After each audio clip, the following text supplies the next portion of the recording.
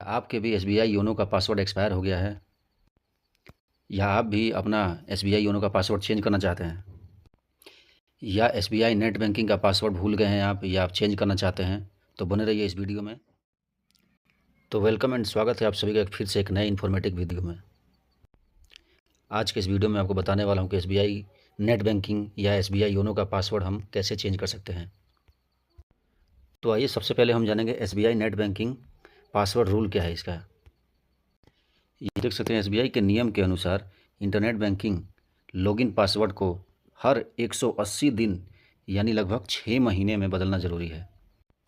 हालांकि आप अपनी सिक्योरिटी के पर्पज़ से आप उसे हर 2 महीने में 3 महीने में या 4 महीने में ही बदल सकते हैं, लेकिन अगर 6 मंथ हो जाएगा आपको तो आपको बदलना ही पड़ेगा। अगर लास्ट 6 मंथ से आप अगर पासवर्ड नहीं चेंज किए हैं तो उसको आपको चेंज करना अनिवार्य हो जाएगा, ये as per SBI internet banking password rule.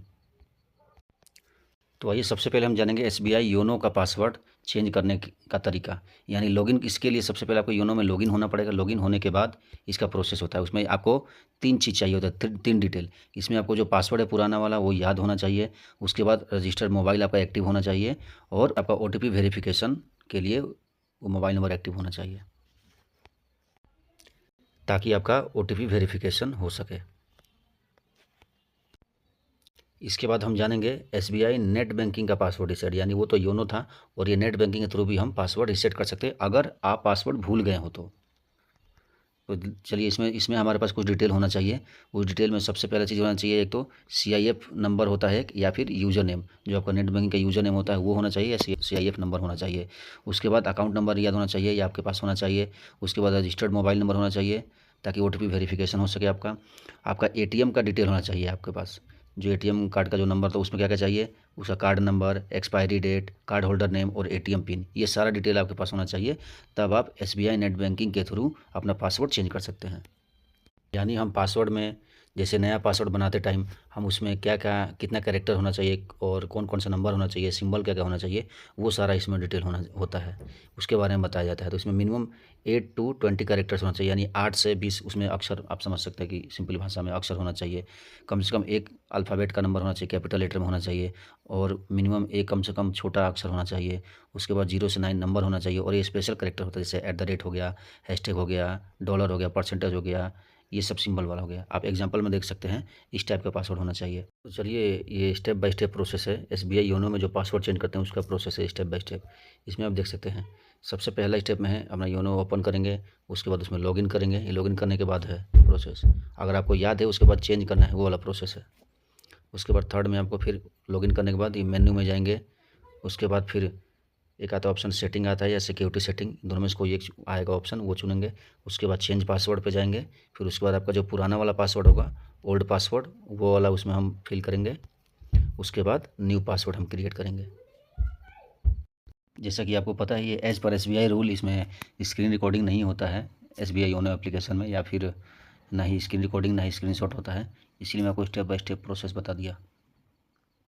तो चलिए अब हम शुरू करते हैं। अगर आप पासवर्ड भूल चुके हैं, इसका पासवर्ड आपको नहीं पता है, तो हम गूगल के थ्रू यानी एसबीआई के ऑफिशियल पेज पे जाके पासवर्ड को हम फॉरगेट करके कैसे नया पासवर्ड बनाते हैं वो बताएंगे। तो सबसे पहले हम अपना क्रोम ओपन करते हैं, यहाँ पे एसबीआई ऑनलाइन हम टाइप करेंगे तो ऐसा इंटरफेस आएगा। तो सबसे फर्स्ट इंटरफेस जो आएगा उस पर हम क्लिक करेंगे।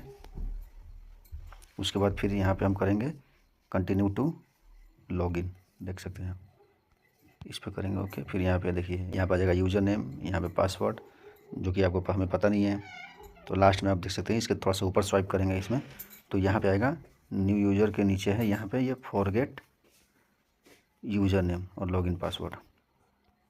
तो चलिए सिंपली हम फॉरगेट पे हम क्लिक करेंगे। फॉरगेट ठीक है, तो कुछ ऐसा इंटरफेस है। यहाँ ऐसा इंटरफेस में आप देख सकते हैं यहाँ पे 3-4 ऑप्शन आ रहा है।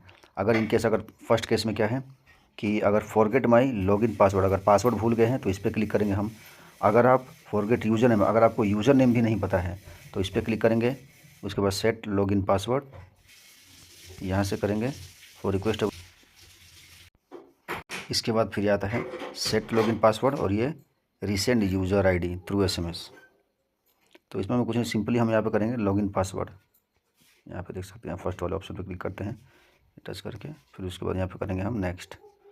नेक्स्ट कर दिए तो ऐसा इंटरफेस आएगा। अब यहाँ पे आपको जो आपका जो यूज़र नेम है नेट बैंकिंग वाला जो यूज़र नेम है वो सबसे ऊपर यहाँ पे हम टाइप करेंगे। उसके बाद अकाउंट नंबर, फिर उसके बाद कंट्री सेलेक्ट करेंगे, फिर मोबाइल नंबर, फिर डेट ऑफ बर्थ, फिर ये वाला कैप्चा यहाँ फिल करेंगे।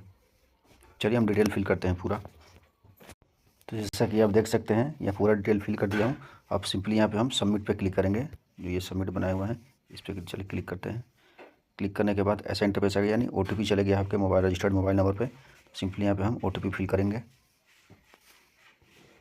फिल हो गया है, अब यहाँ पे कंफर्म करते हैं। अब इसके बाद देखिए यहाँ पे 3 डिटेल शो कर रहा है। यहाँ पे सबसे पहला चीज़ में है कि यूजिंग ATM डिटेल्स है। उसके बाद यहाँ पे यूजिंग प्रोफाइल पासवर्ड, एक प्रोफाइल पासवर्ड भी होता है उसके थ्रू, या reset your login password with branch assistant. तो ये तो ब्रांच का मामला है, यहाँ ये तो नहीं करेंगे हम। उसके बाद ये प्रोफाइल पासवर्ड भी ये काफ़ी लोगों को नहीं पता होता है, तो हम सीधे जाएंगे ATM डिटेल कार्ड पे। तो सिंपली इसको हम टच करते हैं, फिर करते हैं सबमिट। उसके बाद देखिए ये प्रोसेस करने के बाद आपके बैंक अकाउंट्स में आपके नाम से जितने भी ATM एक्टिव होंगे वो सबका डिटेल यहाँ पे शो कर देगा। यहाँ पे जैसे इस केस में 2 ATM शो कर रहा है, एक ये है और दूसरा ATM कार्ड का डिटेल ये है। तो आपके पास जो भी ATM है अभी आपके पास प्रेजेंट में जो भी अवेलेबल है उसका लास्ट डिजिट देख लीजिएगा कि ये डिजिट वाला ATM आपके पास है या फिर ये वाला है। तो जो भी आपके पास अवेलेबल होगा उसमें से उसको क्लिक कर देना है। तो सिंपली मेरे केस में ये वाला है, इसको टच करके क्लिक करते हैं यहाँ पे, फिर यहाँ पे करेंगे कन्फर्म। अब यहाँ पे जो भी ATM है उसके बाद यहाँ पे उस पर नाम डालेंगे यहाँ पे, और फिर यहाँ पे एक्सपायरी और ये पिन डालेंगे यहाँ पे। तो चलिए हम डिटेल डालते हैं। तो देख सकते हैं यहाँ पे सारा डिटेल हो गया। यहाँ पे नाम फिल कर दिया हमने, यहाँ पे इसकी वैलिडिटी फिल हो गया, यहाँ जो भी पिन है आपके ATM का वो पिन डाल दिया। उसके बाद यहाँ पे कैप्चा फिल हो गया और सिंपली यहाँ पे हम प्रोसेस पे हम क्लिक करेंगे। उसके बाद देखिए प्रोसेस पे क्लिक करने के बाद ऐसा इंटरफेस शो करेगा। यहाँ पे दिखा देगा your debit card verification is successful. और यहाँ पे आपको बैक बटन कुछ नहीं करना है, यहाँ पे ऐसे ही आपको इस पेज पे ऐसे ही रुके रहना है। उसके बाद अगला प्रोसेस ये खुद ले लेगा। तो हम थोड़ा इंतजार करते हैं। देखिए अब यहाँ पे आने के बाद सिंपली यहाँ पे 2 चीज़ दिखाएगा, एंटर न्यू पासवर्ड, जो भी आप पासवर्ड नया बनाना चाहते हैं वो हम यहाँ पे फिल करेंगे ऊपर वाले में, और उसके बाद ये कन्फर्म न्यू पासवर्ड, दोनों यानी जो भी पासवर्ड बनाना है उसको दोनों ऊपर में भी और नीचे में दोनों में हम रिपीट डालेंगे इसमें। तो चलिए हम पासवर्ड डालते हैं। तो मैंने पासवर्ड फिल कर दिया है दोनों में, ऊपर भी और नीचे भी दोनों सेम पासवर्ड डाला हूँ। एक चीज़ आपको याद रखना है कि इसमें जो भी कभी आप पहले कभी भी जो पासवर्ड आपने बनाया होगा ओल्ड पासवर्ड, जैसे भी जो पुराना पासवर्ड कोई भी यहाँ पे नहीं डालना है। ओल्ड वाला पास कभी भी आपने जो भी पासवर्ड बनाया वो इसमें बिल्कुल नहीं डालना है। उसमें ज़रूर कुछ ना कुछ चेंज करके ही इसमें डालना है। तो चलिए मैंने अपने केस में तो पहले वाला कोई नया पासवर्ड डाला हूँ, पहले वाला कोई ऐसा नहीं है कि ये पासवर्ड कभी दोबारा बनाया हूँ। तो नया पासवर्ड सिंपली अब यहाँ पर हम सबमिट पर क्लिक करते हैं। तो ये देखिए सबमिट पे क्लिक करने में कुछ ऐसा इंटरफेस शो करेगा। यहाँ पे देख सकते हैं और login password has been reset successfully. तो यानी हमारा पासवर्ड चेंज हो चुका है। तो चलिए आज के वीडियो में बस इतना ही था।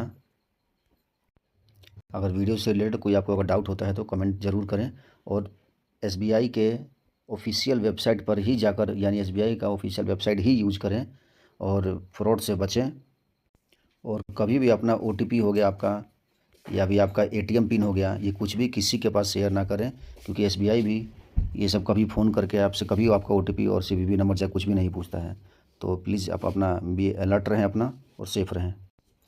और इस वीडियो से रिलेटेड कोई भी डाउट होता है तो ज़रूर कमेंट करें, आपका सॉल्यूशन किया जाएगा। चलिए तो मिलते हैं एक नेक्स्ट वीडियो में नई जानकारी के साथ। तब तक के लिए सभी को जय हिंद, आपका दिन शुभ हो।